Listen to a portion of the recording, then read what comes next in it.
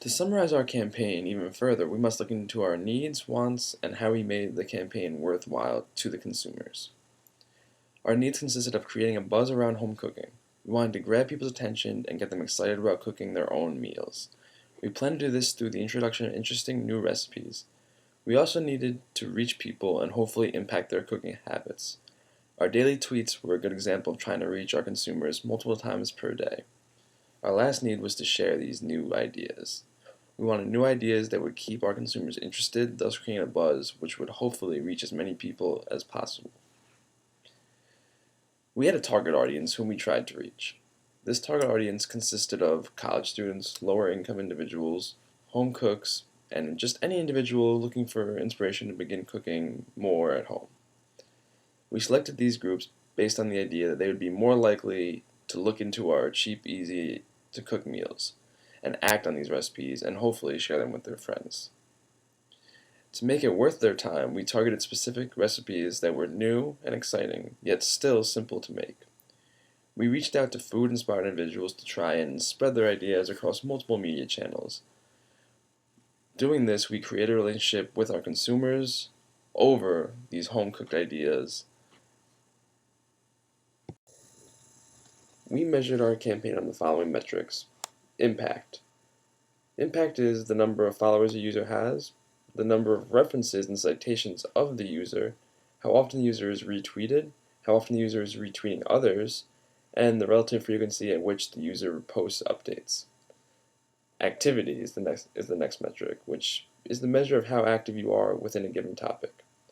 Generosity comes down to the percentage of updates in which a user retweets other people. And lastly, followers, which is the number of followers reported by Twitter for the user the last time an analysis was conducted. We wanted to maintain and expand our number of followers. We succeeded in this. We wanted to inspire individuals to feel more comfortable within their kitchen. We feel we succeeded in this. And mutually share and engage in recipe ideas and thinking. We also feel we succeeded in this topic too. The actual recipes we introduced were the key to our campaign. Following our day-to-day themes mentioned earlier, we were able to provide daily inspired food and drink ideas. For these ideas to stick, they must be delicious yet inexpensive. Ultimately, we wanted to try and get the consumers to try new things that otherwise they would have never tried or even thought of trying.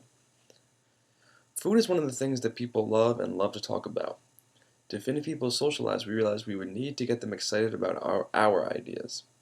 If our ideas were good, then they would want to share them amongst their social groups. Sharing recipes is something everyone partakes in, so we figured we are a helping agent or a facilitator to help more ideas and recipes be shared between friends and families. The individuals sharing our ideas and recipes could easily be motivated by being the person who is introducing the ideas to their social circles. This would make them seem current, creative, and overall just cool to their other friends, which ultimately drives most of our actions we observe in social media. To keep our campaign useful and relevant, we capitalized on human nature. It is human nature to enjoy eating and want to learn more about cooking and what other people are cooking. Keeping that in mind, we continuously posted recipes that would spark interest. To inspire people and new ideas was the goal that we were striving for. By having a meal sent out for all occasions and every point of each day, we were able to keep people drawn to the campaign. Using Twitter, Pinterest, Facebook,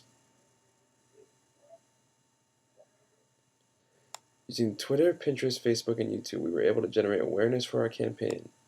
Using these forums, we tried to spark the interest of our followers. Our role was to make recipes relevant throughout each day, share ideas, receive feedback, and engage in a relationship with our users. Here you see a screenshot of our Twitter page. It shows our activity. We were consistent within our given topic, and we were constantly posting multiple tweets per day. Our impact.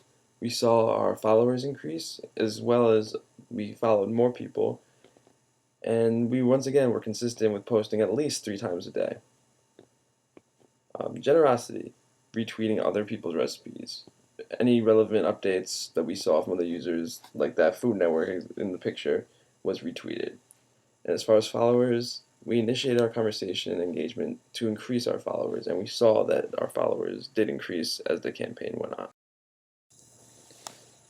Similarly, we have a screenshot of our Pinterest account where it shows generosity/activity, which was an increase in our number of repins as well as our impact, which we saw or the amount of people we follow increase as well as the amount of followers we got increased. Next is a screenshot of our Facebook page. Here our activity basically was the same as our Twitter account, since the Twitter updates were then reposted on Facebook. The impact we saw was, once again, more followers and more posts. Generosity, we were trying to share as many of our users' content and hopefully stir up a conversation. And followers, we locate and direct users who don't have Twitter access.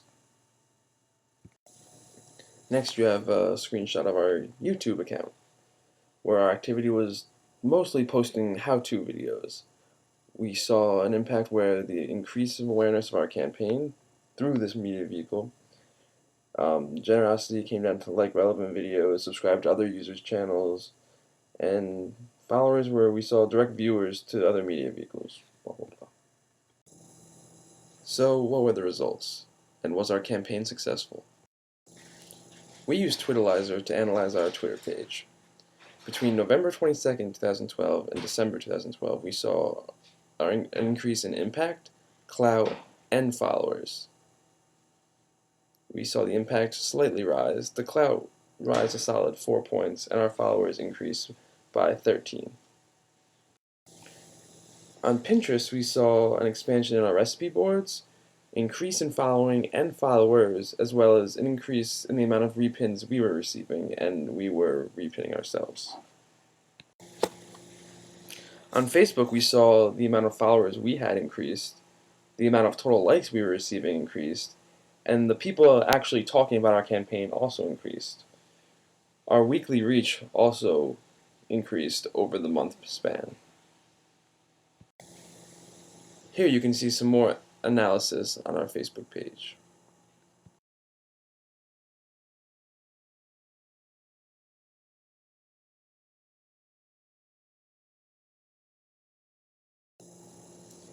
Here's a screenshot of our YouTube analytics, where we saw an increase in views, estimated minutes watched, and overall engagement, proving a successful YouTube campaign.